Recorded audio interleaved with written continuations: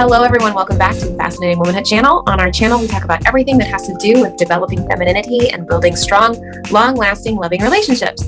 I am Sherry Lynn, and I am here with my mom, Dixie Andelin Forsyth. Hi. Hi.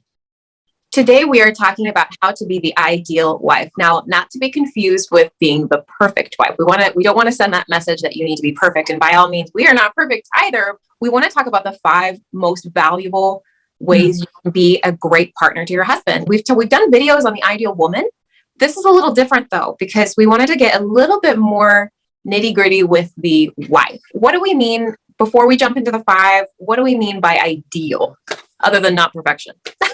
It's a goal. It's a goal we work towards. I'm older than I'm sure any of you out there, and I'm still working on it. So it's perfectly fine that you're not there. You're not going to arrive in your lifetime. It's something to shoot for, and you'll get a lot of these things you get really good at, but you don't have to be perfect. It's not required. We talk to so many women and we hear so many different questions, and a lot of these things are compiled from that, as well as, of course, these are all principles from Dixie's book, Fascinating Woman, The Timeless Woman. If you haven't read that, we'll attach that book below so that you can check that out, as well as all of our other reading materials. So that is where our list comes from. It's from all of those different places. Let's jump into our list. So the first one is to become the relationship master.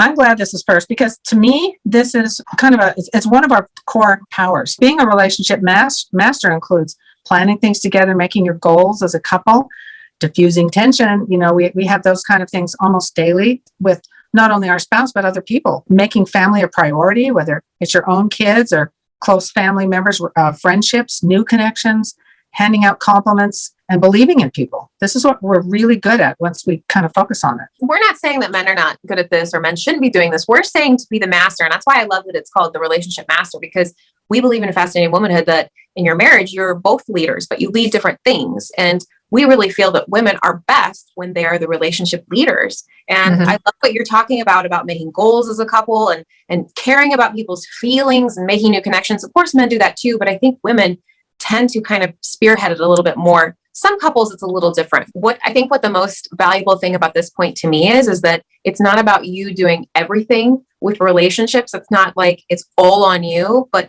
it's more about this is something that you can spearhead and be more be more in charge of. And this really hit home for me when I first learned about this concept, because sometimes when you have a relationship and there's a bit of a tug of war going on with different parts of your life and your family, it can cause a lot of tension. And when you identify in your relationship, hey, I'm really good with relationships. I'm good with resolving conflicts with the kids. I'm really good in this area. Maybe he's better in this area. When you can identify those things, you can become an even better relationship master. And he will adore the fact that you are so great with the people around you and the relationships around you. We're more sensitive to it. We do more nuanced things than they tend to. It's not that they're not good at relationships. They don't get some of the things that we do, and because we're just so much more sensitive. Well, and we also are the ones that are more sensitive to the actual relationship itself with your man, meaning, is he unhappy with me or what's going on with us?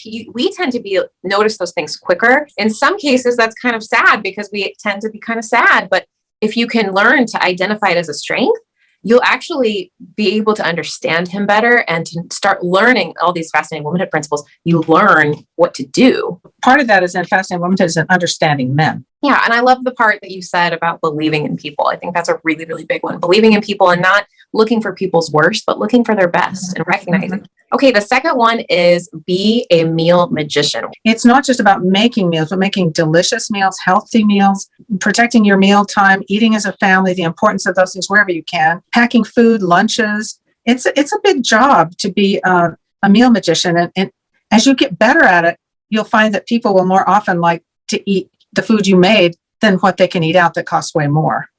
Right. This isn't just about being talented with cooking. It's about being smart with cooking and smart with food, smart with budgeting with food.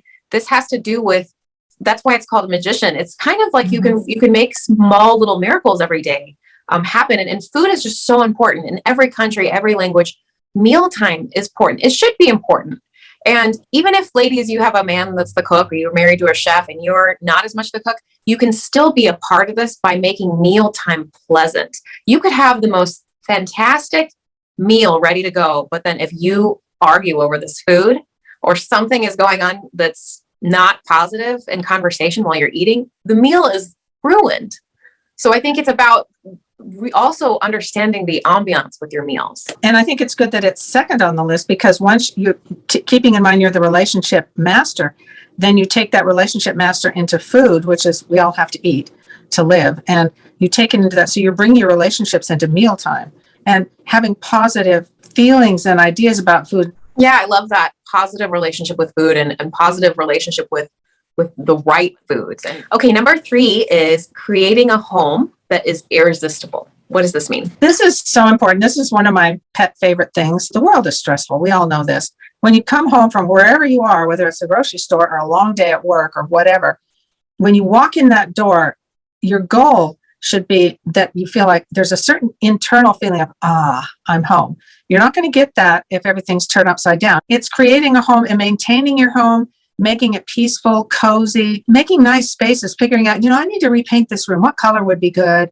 Taking thoughtful time in what you do in your spaces. Yeah, ladies, we've done videos on this. This is a really large topic, and I can attach some of the videos that we've done on this topic. But I think the main message here is that whether you work or not, maintaining a home is a job of the person that lives there, and curating your spaces for your family and for what you love and what makes all of you feel comforted and cozy. It's a big job. And I the hot mess mom thing, the thing that really bothers me about it is the women out there that think that women that have tidy homes that are really cozy and pretty and perfect are fake and they're not realistic. And that's what bothers me, is because I know for me anyway, I work really hard to get my home tidy. And it's not perfect by any means, but I work really, really hard. Sometimes I get up early in the morning to clean and stay up late at night to clean. And I think those ladies are basically saying that's a bad choice, that I'm trying to do those things and it's not worth it. But I think it is so worth it to make it as the best that you can. And I'm not saying perfect, but just the best that you can make it. We want our families to feel loved and safe,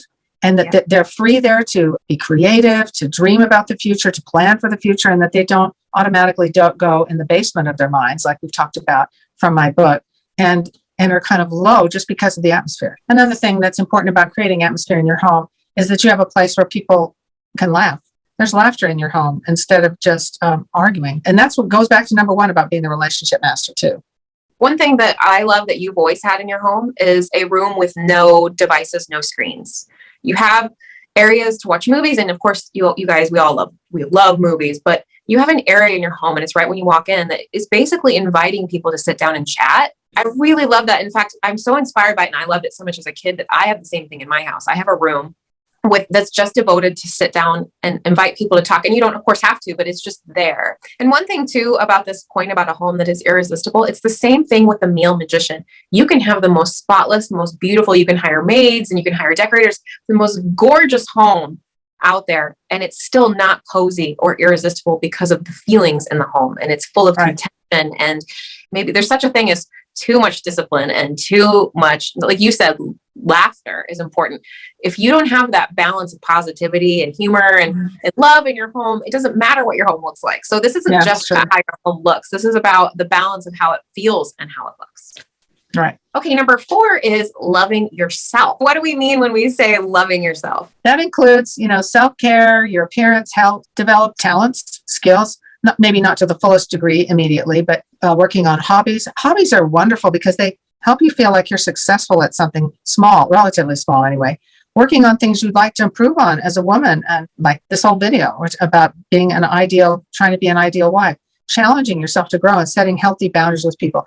And part of loving yourself is having boundaries. Is that what you're saying? Yeah. Not letting people be rude to you, call you names, heaven forbid, physically assault you, things like that. Fascinating Womanhood is not only about being sweet. It's about having self-esteem and having a certain amount of spunkiness. Yeah, I think, when it comes to we're talking about being an ideal wife, we're trying to be better. Why do you think men are especially going to love you and adore you if you love yourself? Because you can't love anybody more than you actually have any self-esteem. And so you won't understand them better. The more you take care of yourself and your own mental health, your physical health, the more you'll have to give. They won't necessarily know what you're doing or why you're doing it, but they'll see it. But loving yourself means respecting yourself. And that includes boundaries and all the things we mentioned.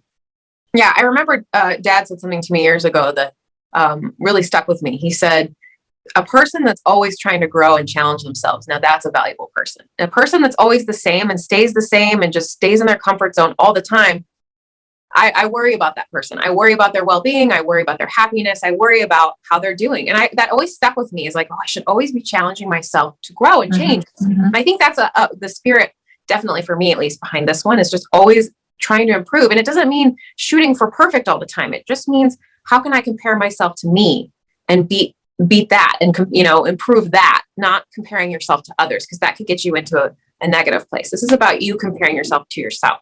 Right. Okay. And number 5, the very last tip that we have for you, is romancing him. What do we mean when we're talking about that? Okay. This includes date nights. I'm a big fan of date nights. We've been married 53 years. We do it every week. Intimate time, physical touch in a really romantic way, and sometimes just a real loving way, celebrating all the little things, like anniversaries are not little, but doing something in a special way. I'm a big fan of our romantic journal, love journaling. It allows you to treasure hunt for all these things. It helps to keep it alive. The only reason people say romance dies is because they let it. They start taking the other person for granted, and they just start letting it die. And you have to keep it alive. And it's not that hard, and it's fun. And also protecting your alone time with him. Yeah, I don't know about the rest of you ladies, but I know in my relationship, I really have to fight for this with 2 young kids, and I don't get a lot of this. So I have to be really creative to have alone time with my husband. And I think there's a lot of ladies that give up. Sometimes you might just have to make, after the kids are in bed, that time kind of special by thinking of him. And you have the ability to fight for the romance in your relationship, and you can definitely do it. And don't underestimate how amazing that time, even if it's just snuggling and watching a movie, how that can actually rid you of arguments that might come down the road or hurt feelings. Romance is so important, and it's not just about intimate time. It's about quality alone time. As a final note, just remember, you will hear people throughout your life from time to time say that romance is supposed to end and you settle into this comfortable relationship where you just really respect each other. Don't believe it. It's nonsense. Many relationships keep romance alive your entire married life, and you can die adoring each other. And there's no feeling on earth better than that I know of. The thing that comes second to it is the day your babies are born, and maybe your wedding day. But other than that, you can have this romance, follow these principles of Fascinating Womanhood, because they're principles, not techniques. Okay, well, so that's our list. I hope you enjoyed it. And if you have any ideas or comments down, you can drop them down below for us. We'd love to hear from you. If you have additional things that you think would belong on this list, we'd also love to hear those. Don't forget to check out all the links attached to this video, where you can find Dixie's books, workbooks, all the places you can find us on social media. We are here every week, so don't forget to check back with us and hit subscribe so that our channel will grow. And we will see you next time. Bye. Bye.